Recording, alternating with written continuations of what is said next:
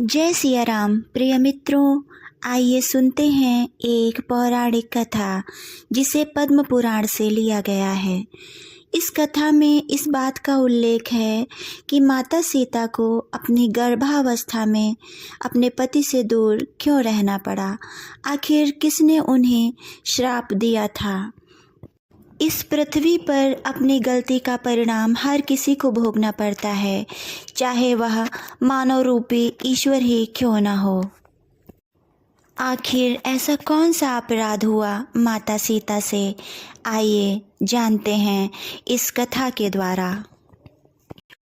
एक दिन परम सुंदरी सीता जी सखियों के साथ उद्यान में खेल रही थीं।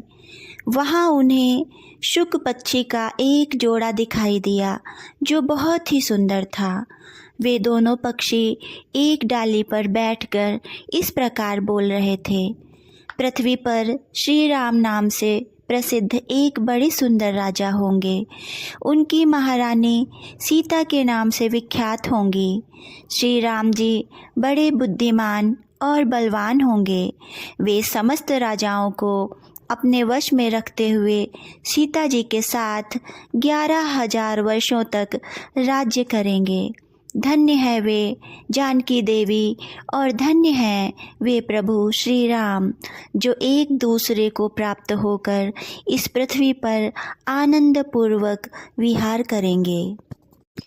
उनको ऐसी बातें करते देख सीता जी ने सोचा, ये दोनों मेरे ही जीवन की मनोरम कथा कह रहे हैं, इन्हें पकड़कर सभी बातें पूछूं।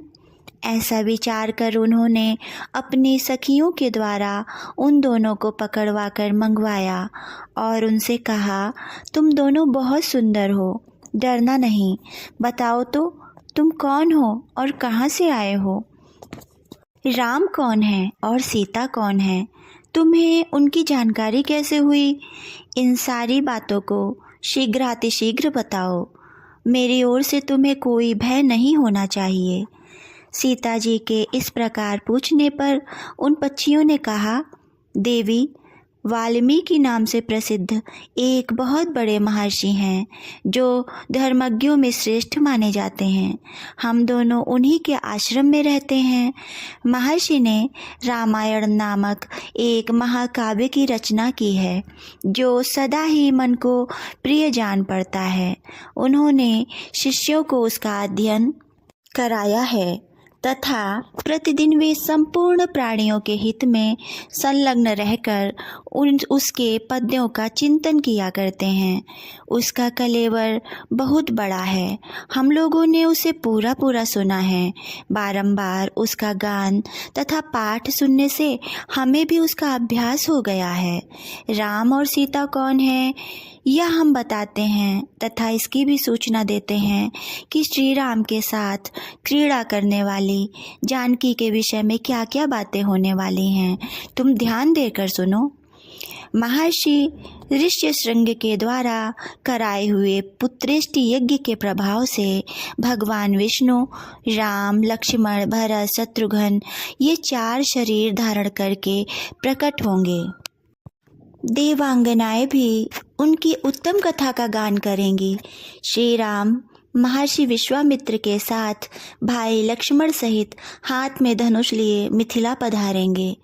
वहाँ वे एक ऐसे धनुष को जिसे दूसरा कोई उठा भी नहीं सकेगा तोड़ डालेंगे और अत्यंत मनोहर रूप वाली जनक किशोरी सीता को अपनी धर्म पत्नी के रूप में ग्रहण करेंगे।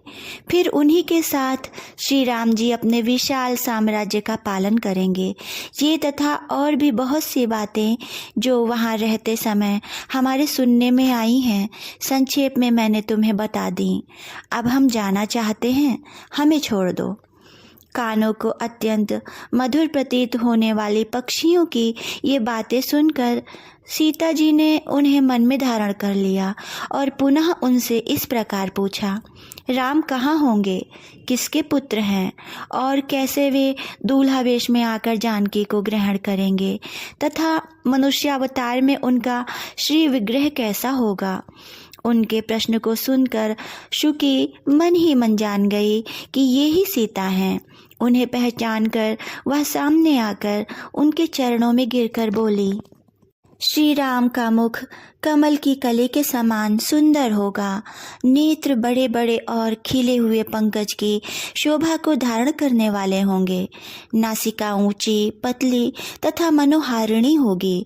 दोनों भौहें सुंदर ढंग से मिली होने के कारण मनोहर प्रतीत होंगी। गला शंख के समान सुशोभित और छोटा होगा। वक्षस्थल उत्तम, चौड़ा और शोभा संपन्न होगा। उसमें श्री वत्स का चिन्ह होगा। सुंदर जांघों और कटिभाग की शोभा से युक्त दोनों घुटने अत्यंत निर्मल होंगे, जिनकी भक्तजन आराधना करेंगे। श्री राम जी के चरणारविंद भी परम शोभायुक्त होंगे और सभी भक्तजन उनकी सेवा में सदा संलग्न रहेंगे। श्री राम जी ऐसा ही मनोहर रूप धारण करने वाले हैं, जिसके 100 मुख हैं, वह भी उनके गुणों का बखान नहीं कर सकता। फिर हमारे जैसे पक्षी की क्या बिसात है। परम सुंदर रूप धारण करने वाली लावण्यमयी लक्ष्मी भी जिनकी झांकी देख करके मोहित हो गईं। उन्हें देखकर पृथ्वी पर दूसरी कौन स्त्री है जो मोहित न होगी। उनका बल और पराक्रम महान है। वे अत्यंत मोहक रूप धारण करने वाले हैं। मैं श्री राम का कहाँ तक वर्णन करूं। वे सब प्रकार के ऐश्वर्यमय गुणों से युक्त हैं। परम मनोहर रूप धारण करने वाली वे जानकी देवी धन्य हैं, जो श्री राम जी के साथ हजारों वर्षों तक प्रसन्नतापूर्वक विहार करेंगी। परंतु सुंदरी, तुम कौन हो? तुम्हारा नाम क्या है, जो इतनी चतुरता के और आदर के साथ श्री राम के गुणों का कीर्तन सुनने के लिए प्रश्न कर रही हो? शुकी की ये बातें सुनकर जनक कुमारी सीता अपने जन्म की ललित और मनोहर चर्चा करती हुई बोली, जिसे तुम लोग जानकी कह रहे हो, वह जनक की पुत्री मैं ही हूँ। मेरे मन को लुभाने वाले श्री राम जब यहाँ आकर मुझे स्वीकार करेंगे तभी मैं तुम्हें छोड़ूंगी, अन्यथा नहीं, क्योंकि तुमने अपने वचनों से मेरे मन में लोभ उत्पन्न कर दिया है। अब तुम इच्छा अनुसार खेल करते हुए मेरे घर में सुख से रहो और मीठे मीठे पदार्थ भोजन करो। यह सुनकर शुकी ने जानकी से कहा, साध्वी, हम वन के पक्षी हैं, पेड़ों पर रहते हैं और सर्वत्र विचरा करते हैं। हमें तुम्हारे घर में सुख नहीं मिलेगा। मैं गर्भिणी हूँ, अपने स्थान पर जाकर बच्चे पैदा करूँगी, उसके बाद फिर तुम्हारे यहाँ आ जाऊँगी। उसके ऐसा कहने पर भी सीता जी ने उसे नहीं छोड़ा। जब उसके पति शुक ने विनीत वाणी में उत्कंठित होकर कहा, सीता, मेरी सुंदरी भार्या को छोड़ दो, इसे क्यों रख रही हो? शोभने, यह गर्भिणी है, सदा मेरे मन में बसी रहती है। जब यह बच्चों को जन्म दे लेगी तब मैं इसे लेकर तुम्हारे पास आ जाऊंगा। शुक के ऐसा कहने पर जानकी जी ने कहा, महामते, तुम आराम से जा सकते हो, किंतु तुम्हारी यह भार्या मेरा प्रिय करने वाली है। मैं इसे अपने पास बड़े सुख से अपनी सखी बनाकर रखूंगी। यह सुनकर पक्षी दुखी हो गया। उसने करुणायुक्त वाणी में कहा, योगी लोग जो बातें कहते हैं वह सत्य ही है।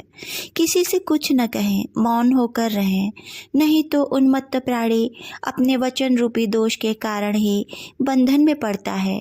यदि हम इस पेड़ पर बैठकर वार्तालाप न करते होते तो हमारे लिए यह बंधन कैसे प्राप्त होता।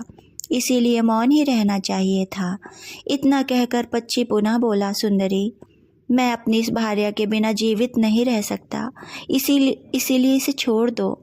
सीता, तुम बड़ी अच्छी हो, मेरी प्रार्थना मान लो। इस तरह नाना प्रकार की बातें कहकर उसने समझाया, परंतु सीता ने शुकी को नहीं छोड़ा। तब शुकी ने पुनः कहा, सीते, मुझे छोड़ दो, अन्यथा शाप दे दूंगी। सीता ने कहा, तुम मुझे डराती धमकाती हो, मैं इससे तुम्हें नहीं छोड़ूंगी।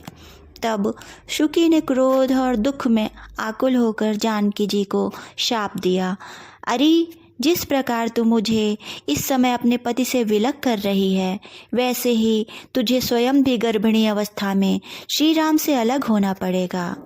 यूँ कहकर पति वियोग के शोक में उसके प्राण निकल गए। उसने श्री राम का स्मरण तथा पुनः पुनः राम राम का उच्चारण करते हुए प्राण त्याग किया था।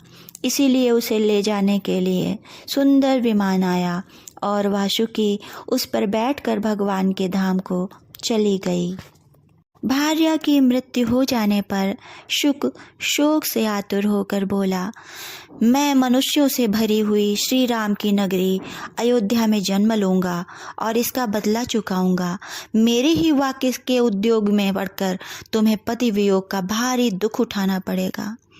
यह कहकर उसने भी अपने प्राण छोड़ दिए। कथा संपूर्ण हुई।